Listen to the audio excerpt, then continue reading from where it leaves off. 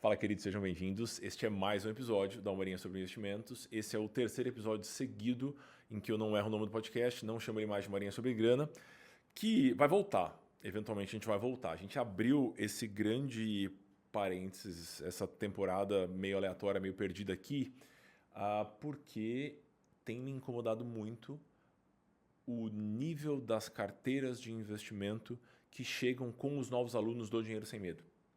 Então, é muito comum que os alunos cheguem perto do programa de acompanhamento Dinheiro Sem Medo porque eles querem uma revisão de carteira, eles querem entender melhor o que está acontecendo lá. E eu acredito do fundo do meu coração que as carteiras de investimento estão piorando. Então, que a carteira de investimento que chegava em 2017 para eu revisar, ela chegava, de certa forma, menos ruim do que as carteiras que chegam hoje. O que é um pouco contraditório, posto que a informação nunca foi tão abundante. Então, tenho explorado isso nesses últimos episódios. Esse é o quarto episódio dessa temporada. Na temporada passada, a gente falou um pouquinho sobre o tempo e sobre como o prazo de utilização de um recurso é um grande balizador da minha decisão. Então, se eu pretendo utilizar o dinheiro num prazo mais curto, a minha estratégia de investimentos vai ser uma. Se eu pretendo utilizar o dinheiro num prazo mais longo, a minha estratégia de investimento deveria ser outra. Eu explorei um pouquinho também o fato do carimbo daquele recurso, né? Esse exercício de carimbar o dinheiro. Então, de fazer a seguinte reflexão: este montante que eu separei, que faz parte da minha carteira de investimentos, das minhas aplicações, ele vai ser utilizado quando? Para qual objetivo? O ativo que eu escolhi para essa camada da carteira faz sentido considerando as premissas de tempo? Estou considerando aqui um montante que eu vou precisar daqui a 2 anos. Esse ativo aqui, ele tem características, ele tem aspectos que me levam a crer que ele é um bom investimento para isso, que ele é um bom ativo para este objetivo, para este prazo. Na maior parte das vezes, as carteiras são uma grande bagunça e ninguém sabe bem onde começa, onde termina e para qual fim aquele dinheiro foi alocado. E isso é um grande problema. Então a gente explorou um pouquinho, propus 2 exercícios. Vale dar um play no episódio passado. Eu tenho tentado fazer episódios curtos, né? Algumas pessoas estão acompanhando mais de perto e eram ouvintes já de muito tempo. Estão falando, virou 20 minutinhos sobre dinheiro, né? Sobre grana, sobre investimentos, porque antes era 1 hora. Eu tenho feito episódios mais curtos, porque eu acho que tem funcionado melhor. Aí mesmo que eu faça mais, eu sinto que dá pra gente levantar alguns exercícios, explorar um pouquinho o que surge a partir desses exercícios e, na sequência, avançar com o próximo tópico. E aí estou tentando criar uma certa linearidade na temporada, né? Então, esse episódio vai conversar com o anterior e que, com sorte, vai conversar com o próximo também. Vamos! Neste episódio, considerando o tripé dos investimentos como sendo o aporte, a rentabilidade e o tempo, né? E considerando que a gente explorou um pouquinho o tempo no último, aqui a gente vai explorar a rentabilidade, que é um baita de um tema e você deveria prestar atenção. Vem comigo. Rentabilidade é algo importante? É claro que é. É mais importante que o tempo? Jamais. É mais importante que o aporte? Muito menos. Né? Muito menos. Mas a gente vai precisar levar essa variável em consideração, porque se a gente não assume uma rentabilidade, a gente não consegue fazer projeções. É um assunto controverso porque é onde a maior parte dos picaretas atua, né? Sendo bem transparente com vocês. Então, se eu estou querendo vender um ativo para você, se eu estou querendo divulgar uma alternativa de investimento para você, e eu sou um picareta, eu não tenho caráter, o que eu vou fazer? Eu vou defender que a rentabilidade esperada para este investimento ela é 10 vezes maior do que de fato seria razoável considerar. Isso acontece em muitos cenários por má fé daquela pessoa que está querendo que você compre aquele investimento, que você utilize esse investimento na sua carteira, ou por ingenuidade, por um otimismo excessivo, por uma crença infundada na capacidade futura do gestor. Né? Então, eu acredito que vai ser possível X% ao ano, Y% ao ano. No geral, a gente acredita que vai ser possível algo muito melhor do que de fato se ampara nos dados. A gente pode amparar em dados. Né? E aí eu vou trazer para vocês talvez a abordagem mais realista que a gente tem. É a abordagem que eu utilizo com os alunos, que eu utilizo com os clientes, é a abordagem que a gente acaba ensinando os alunos à escola de formação para planejadores também, porque estatisticamente é a abordagem vencedora. né? E aí ela não é vencedora porque ela vai fazer com que as pessoas tenham mais dinheiro. Ela é vencedora porque ela não vende uma ilusão, né? Ela é vencedora porque o que você encontra ao fazer projeções do jeitinho que eu vou te ensinar aqui, tem uma chance imensa de ser o que de fato você vai encontrar quando você for um senhorzinho ou uma senhorinha, né? Então a ideia da projeção não é te mostrar números bonitos. A ideia da projeção é construir um cenário que tem uma chance imensa de se aproximar da realidade futura. Então, eu desenho aqui uma projeção, eu chego em um valor, e esse valor tem uma chance enorme de ser o valor que o meu eu do futuro vai encontrar. Esse é o objetivo de uma projeção, né? Não é te deixar muito, muito animado. É claro que as projeções elas acabam mexendo com o nosso emocional também, né? Então, a gente faz uma projeção, vê um número maravilhoso, a gente se empolga. A gente faz uma projeção, vê um número meio triste, a gente fica meio baixo astral, é normal. Mas, ainda assim, a realidade ela é literalmente do que a gente tem, né, queridos? É isso, né? Um pouco baixo astral, mas é isso aí. Então, a gente vai abordar a questão da rentabilidade com os pés no chão. Essa questão tirou o sono dos planejadores financeiros, dos investidores, por muito, muito tempo. Ainda é uma grande questão, mas agora a gente tem pelo menos um ponto de apoio. Qual é o ponto de apoio e é o que eu gostaria que a gente utilizasse nas projeções daqui para frente? A regra dos 4%. O que é essa história? Eventualmente um abençoado chamado William Benjamin, que é um planejador financeiro independente, vejam só, ele fez um estudo que levou em consideração décadas de carteiras de investimento, de milhares de carteiras de investimento. Ele fez o estudo considerando o mercado americano, mas a gente já replicou no Brasil e em trocentos outros lugares e, curiosamente, a regra se mantém, né? Ela é um ponto de partida sólido. A gente chama de regra porque é mais fácil de você gravar, mas não é uma regra, né? Então não quer dizer que isso aqui vai se concretizar na vírgula, mas as chances são enormes de que algo próximo disso aconteça. Como funciona essa regrinha? Qual foi o estudo do William? Parece que eu sou íntimo, né, do William, exato. Ele é um cara muito acessível. Ele estava nos fóruns de educação financeira há poucos anos respondendo pergunta da galera. E ele construiu essa regra que basicamente balizou as projeções de, sei lá, gerações de planejadores financeiros. Ele é um cara massa, eu gosto dele. Vamos lá, a regra é a seguinte. Considere 4% de rentabilidade real ao fazer as suas projeções de acúmulo e de usufruto. Vamos por partes. O que eu quero dizer com projeção de acúmulo? Se eu tenho 10 mil reais hoje e eu coloco 500 reais por mês pelos próximos 20 anos, eu vou chegar em quanto? Para responder, para achar esse valor aqui, você vai precisar cravar uma rentabilidade. Qual que é a rentabilidade que o William Benjamin e a regra dos 4% inferem?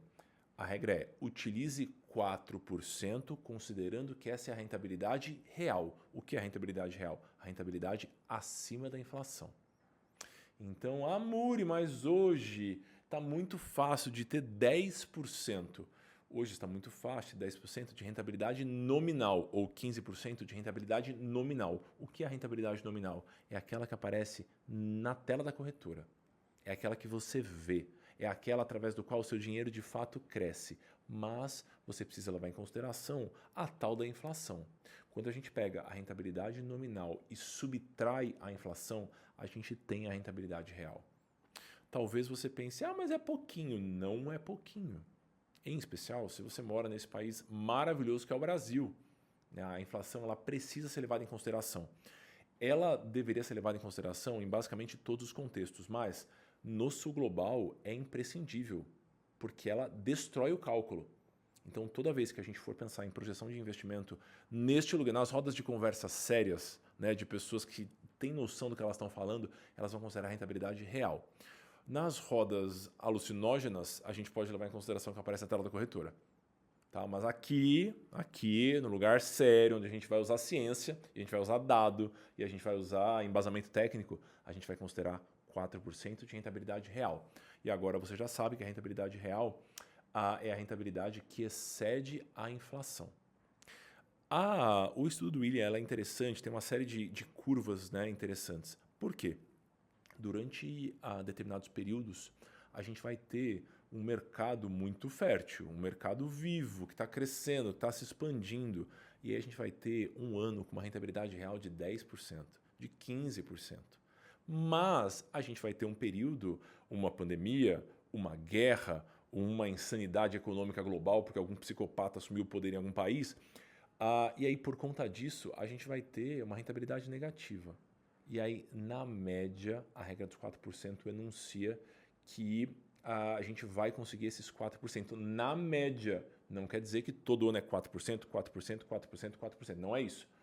Tá muito mais para 12% num ano, menos 5 no outro, e 2 no outro, e 20 no outro, e menos 10 no outro.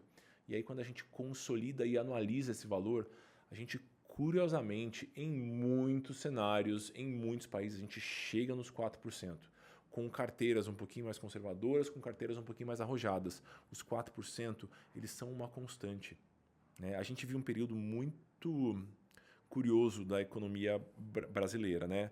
Em que a gente consegue, por conta de uma série de fatores nacionais e internacionais, né? Internos e externos, a gente consegue, de maneira relativamente simples, uma rentabilidade real maior do que essa, usando só renda fixa brasileira, o que é uma maluquice. Mas é o que a gente tem hoje. Mas você é brasileiro como eu, provavelmente, e você quer que esse país vá para frente. Então você vai torcer, assim como eu torço, para que isso não seja mais verdade, porque isso é um problema para a nossa economia. O fato de nós conseguirmos uma rentabilidade muito, muito grande no Tesouro Direto não é bom. Não é bom. A gente não deveria, numa economia mais ajustada, num plano um pouco mais azeitado, isso aqui não aconteceria. Então, o fato do governo, por exemplo, pagar inflação mais 7 para um título longuíssimo é um problema econômico do Brasil. Hoje a gente tem essa oportunidade enquanto investidores. Né? Não me entendam mal com relação à oportunidade, por favor. Mas hoje isso é possível. Daqui a pouco não vai ser. E a gente está torcendo, eu e você. Você está torcendo também, que eu sei. Para que isso não seja verdade mais, porque isso é um problema. Isso afeta, em especial, as pessoas menos abastadas de maneira terrível. Tá? Então, em períodos com uma expansão econômica muito acentuada ou em períodos de retração, somando no fritar dos ovos, 4% é um período interessante para o acúmulo, que é o que eu expliquei agora, então estou acumulando dinheiro, mas também para o usufruto, que é um grande ponto da regra dos 4% e é um grande ponto da história da rentabilidade, né? Dessa reflexão sobre esse tripé, sobre essa perna do tripé, perdão, a gaguejada aqui. Já está tarde, são 7 horas da noite, estou aqui gravando para vocês, vem comigo. Durante o usufruto, a pergunta que a gente tenta responder é: quanto será que eu posso tirar deste montante que eu acumulei de modo que eu fique só com a rentabilidade, que eu não dilapide o principal? Então, eu juntei 100 mil reais. Quanto que eu poderia tirar no ano para ter a certeza que eu não estou perdendo o meu principal? Eu estou tirando só juros, 4%. Amor, mas tem ano que vai render muito mais, eu sei. Vai ter ano que vai render muito menos, eu sei também. Na média, 4%. Para o acúmulo, pensem aqui, você está me vendo o vídeo, para o acúmulo e para o usufruto. Percebam que eu não desci minha mão. Você está entendendo minha mão aqui? Acúmulo e a gente segue no usufruto. Por quê? Porque se você sacar 4% durante o usufruto, existe uma chance enorme de você morrer com exatamente o mesmo poder de compra que você iniciou o usufruto. Porque se você saca 4% da sua carteira, você não está dilapidando o seu montante. Você está sacando só o que rendeu. Então, o montante que você ajuntou, ele se preserva. Então, muitas pessoas imensamente privilegiadas, assim, é uma chuva de privilégios, esfrega privilégio na cara, assim, chove privilégio na cabeça da pessoa. Essas pessoas se apoiam nesse fato e acabam construindo uma carteira que ela é intergeracional, ela fica para outra pessoa, né? São essas pessoas que assim enfiam a cabeça inteira num balde de privilégio. Existem outras pessoas que fazem essa projeção de acúmulo e usufruto tomando por base a dilapidação, porque elas sabem que elas não acumularam um montante grande o suficiente para sacar só 4%. Então elas sacam mais. Então a ideia aqui é que vocês entendam qual que é o ritmo de saque possível para manter o montante que vocês acumularam, mas também para dilapidá-lo num ritmo razoável. Coisas do tipo, chegarei aos meus 60 anos com R$1 milhão. R$1 milhão, segundo a regra dos 4%, possibilitariam uma retirada de R$40 mil, porque 4% de 1 milhão, 40 mil ao ano. Divido os 40 mil por 12, vou chegar ali em 3.300. Esse é o valor que eu poderia sacar dessa carteira se eu quisesse que este meu milhão durasse para todo sempre. A maior parte das pessoas vai falar, então, Amuri, não dá para viver com 3 pau por mês, vou ter que sacar mais. Tá tudo bem, a gente vai entender quão mais nós podemos sacar, quanto mais nós podemos sacar dessa carteira, de modo que ela dure 25 anos, ou 30 anos, ou 10 anos, ou 50 anos. E agora a gente vai fazer conta juntos. Bem, vou brincar de fazer conta. Eu sei que você vai querer fazer com os seus números, e é por isso que este simulador que eu estou utilizando aqui vai estar disponível no material de referência deste episódio. Você vai encontrar. Eu vou colocar aqui, na verdade, muitas pessoas mergulham no aspecto rentabilidade porque estão fazendo projeção de aposentadoria. Eu vou deixar o link de um texto onde eu falo sobre aposentadoria, sobre o processo de acúmulo e usufruto, que eu acho que pode ser útil para você, e lá tem o simulador linkado, vai ser mais fácil. Vamos fazer uma continha aqui. Primeiro, a gente vai considerar... Vamos lembrar da Solange? Lembra da Solange do episódio passado? Solange. Solange tem, por enquanto, já guardados... Ela tinha 40 anos, né? Ela tem agora 50 mil reais. Não, 100 mil. É o da aula passada, do episódio passado. Estou acostumado a dar aula, falo tudo que é aula. 100 mil reais ela tem como patrimônio inicial dessa nossa conversa. 100 mil reais. Cá estamos. E Solange consegue aportar R$1.000 por mês para aposentadoria. É o dinheiro que ela já carimbou como aposentadoria, né? É longo prazo. E aí ela tem 40 aninhos, uma jovem, né? E ela quer se aposentar com 65. Né? E aí, qual que é a conta que ela gostaria de fazer?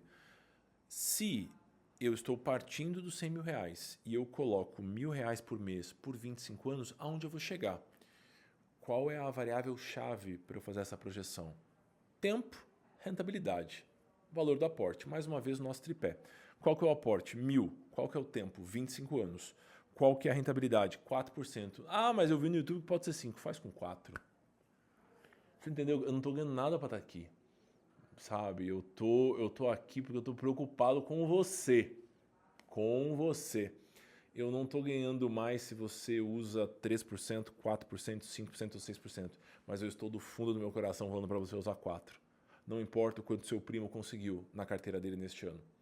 Né? Existe uma chance muito baixa do seu primo, seu próximo Warren Buffett, que conseguiu 10, 11, 20% por muito tempo seguido. Primeiro porque o cara é um gênio, segundo porque ele contou com uma série de regalias. A gente pode fazer um vídeo sobre isso depois, um episódio sobre isso depois. Mas eu gosto dele, acho ele um cara bem bom. Vamos lá. Partimos dos 100 mil reais, R$1.000 por mês, 25 anos de aporte, chegaremos em 775 mil. Como é que eu cheguei nesse valor? Fiz a continha considerando 4% ao ano. Né? Bem simples de fazer, qualquer pessoa com Excel, uma calculadora e um pouquinho de boa vontade, matemática financeira, vai chegar. 785. Quer dizer, ó, a pegadinha aqui, vem comigo. Quer dizer que eu vou abrir o site da corretora ou o site do banco daqui a 25 anos e eu vou encontrar 775 escrito na tela? Não. Você vai encontrar muitos milhões. Você vai encontrar muito, muito mais do que isso. Mas você sabe que o valor que você encontrar lá na frente vai comprar o que 775 mil compra hoje. A gente está entendendo que o que eu estou acumulando lá na frente é um número X, que eu não sei qual é, porque eu não sei qual vai ser a inflação, mas o poder de compra desse número X é 775 mil reais de 2026. Tudo bem? E aí a gente vai partir da brincadeira da dilapidação ou não dilapidação, do usufruto, com 775. E aí a gente vai considerar esta pessoa que ela não quer dilapidar o patrimônio. Ela quer morrer com 775. Porque ela quer. Ela é direito dela. Ela tem o direito de fazer o que ela quiser. Então tá aqui. Quanto que essa pessoa pode sacar todos os meses? R$2.500. Amor, mas você tem certeza disso? Não, ninguém tem. Mas as estatísticas estão totalmente a nosso favor. A nossa taxa de sucesso dessa simulação, ela é enorme. Enorme. Quanto? 2.500. Por quê? Porque se eu sacar mais do que isso, estarei dilapidando. Pode ser num ritmo mais acelerado ou menos acelerado, mas eu estarei dilapidando. Sacando 2.538 com 56 centavos, a gente não dilapida nada, esse dinheiro dura para sempre. Chegamos até aqui. Então, esse é o cenário muito privilegiado de alguém que fez um baita pé de meia, 700 mil reais, 800 mil reais, e não quer gastar. Ela quer morrer com este valor. É uma simulação possível. Vamos para outra. Agora é a seguinte. A gente vai partir de 700 mil reais, 775 mil reais. E a gente vai considerar que essa pessoa não ficou satisfeita com a retirada de 2.500. Ela quer tirar mais. E aí ela vai tirar 5 mil reais. Enquanto eu faço aqui, vai pensando, quanto tempo você acha que vai durar esse dinheiro se ela tirar 5 mil? Se ela tirar 5 mil reais, esse dinheiro vai durar 18 anos. Amor, como é que você fez essa conta? Bom, eu considerei que esse montante de 775 vai render a 4% ao ano de juro real, mas ela vai sacar mais do que esses 4%. Então, pouco a pouco, eu estou lascando esse meu investimento. Estou tirando lasquinhas, né? Não lascando de destruindo. Estou meio que tirando lasquinhas. Desse investimento, ele vai durar por 18 anos. Palavras de um planejador financeiro que atende há 16 anos, que já atendeu um buzilhão de gente. Você vai fazer suas contas, você vai ficar chateado. Provavelmente. Muito provavelmente você vai pensar assim, puta merda, assim, eu não vou chegar aonde eu achei que eu ia conseguir chegar. A minha aposentadoria de 25 mil reais por mês de renda passiva, ela não é factível. Ainda assim, fazer a projeção é algo bom. Ainda assim, olhar para o seu planejamento é algo muito bom, muito importante. Tá? Porque, eu não consegui 25, mas eu consegui 15. Putz, a vida com 15 é infinitamente melhor do que a vida com 0. Pode ser pior do que a vida com 25, mas é o que a gente tem. Muitas vezes, projeção de longo prazo, em especial conectada com a aposentadoria, ela é contenção de danos. Nossa, que papo baixo astral. É a realidade, gente. É a realidade. Assim, quem atende de verdade, quem senta na frente de gente para planejar futuro, tá acostumado a lidar com a realidade e não com uma projeção fantasiosa. Tá? Então, com 5 mil reais, o dinheiro dura 18 anos. Vamos subir um pouquinho? Então, se ao invés de 5, essa pessoa vai sacar agora 7.500. Se ela saca 7.500, o dinheiro dura 10 anos. Só. Pode ser uma escolha do tipo, então, eu entendi que vai durar pouco dinheiro, mas não tem muito que eu enxugar daqui. É o que é. Tá tudo bem, mas é importante você saber que vai acabar. É importante você saber que mesmo que você saque só o que subiu, prestem atenção nesse pedaço. Se você saca só o que subiu de um mês para o outro, você provavelmente está dilapidando a sua carteira, você vai destruir a sua carteira. Eu canso de ver. Vamos pegar o cenário da Solange, que juntou 775 mil reais. E aí de um mês para o outro, ou num determinado período de tempo, subiu para 785. E ela falou, rendeu 10 mil, vou sacar 10 mil. Ela está errada. Se ela sacar esses 10 mil, ela não está sacando só o que rendeu. Ela está desconsiderando a inflação, o que é um grande erro em projeções, em acúmulo de patrimônio. Então, estou trazendo aqui alguns exemplos só para vocês familiarizarem com a dimensão dos números. Não é fácil montar uma carteira e viver dos rendimentos dessa carteira exclusivamente, mesmo dilapidando o patrimônio. E aí não é à toa que a gente defende com unhas e dentes o INSS, que a gente defende com unhas e dentes o SUS, porque é o que vai dar sustento para a maior parte das pessoas.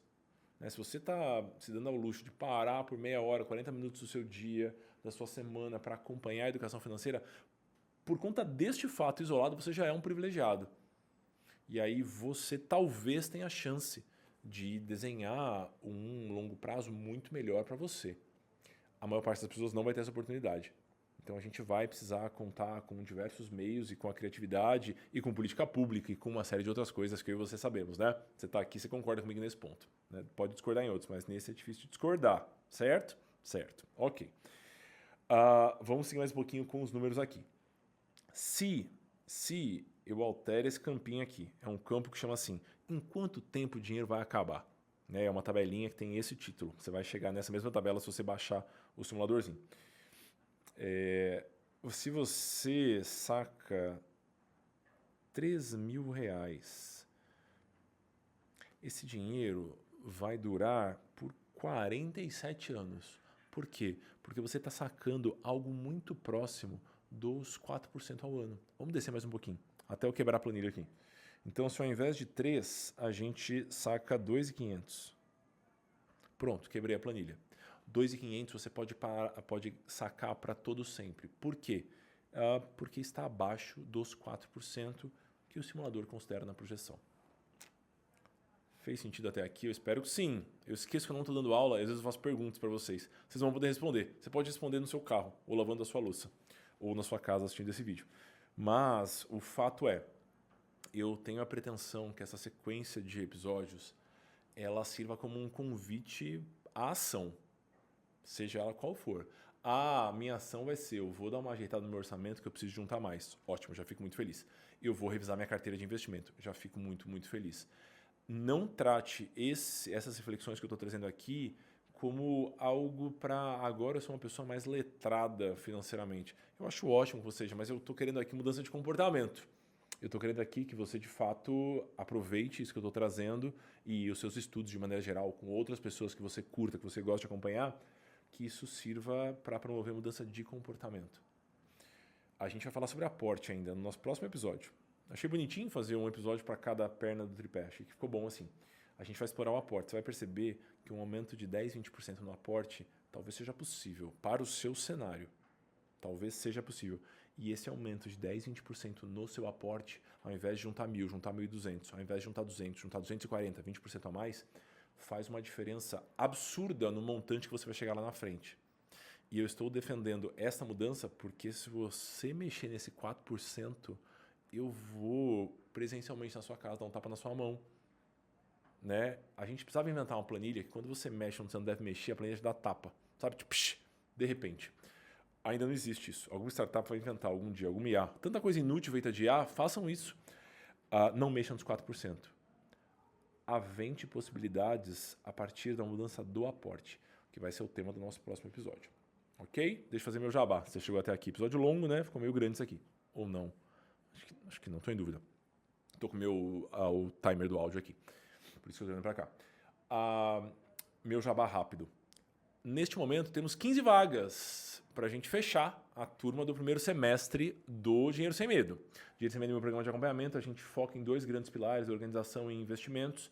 Muitos alunos chegam por conta dos investimentos, porque acabam buscando um olhar isento, né? Um olhar externo, profissional e isento. E é o que eu tento oferecer por lá para essa turminha. Se você se interessa pelo assunto investimentos e se você gostaria de construir autonomia, considere o programa. Meavisa.amuri.com.br, tem todas as informações lá. Ele é um programa vitalício, ele tem uma série de pilares, eu acho que ele funciona muito bem. Ele completou 9 anos agora. São um pouco mais de 4.000 alunos que já estão lá. Eu morro de orgulho do resultado e eu quero que você venha se para você buscar essa autonomia for um grande princípio. Por que eu estou levantando este ponto? Vou repetir em todos os episódios isso. Desculpa se eu já escutou uma vez.